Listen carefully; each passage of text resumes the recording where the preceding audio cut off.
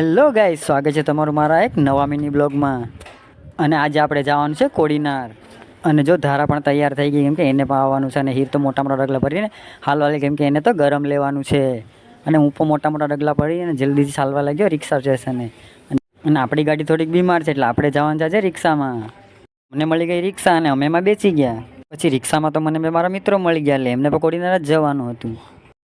અને પછી અમે આવી ગયા કોડીનાર અને આવી ગયા હીરનું ગરમ લેવા માટે. પછી તો કેટલા બધા ગરમ કઢાયા, પણ હીરને એકાદું પસંદ આવે તો ને. પછી આ પહેરાવીને જોઈએ તો હીર કે મને તો આ ગમતું જ નથી. પછી આ પહેરાવીને જોઈએ તો આ તો ગમી જવું જોઈએ ને. इसकी गारंटी मैं नहीं दे सकता. આ પહેરાવીને જોયું તો આ પણ હીરને ન ગમ્યું.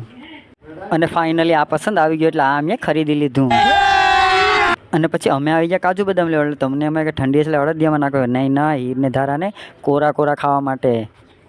અને અરે પાર્ટ 2 તો હજી બાકી છે. તો મળીએ પાછા મિની બ્લોગમાં. ત્યાં સુધી ટાટા, બાય બાય.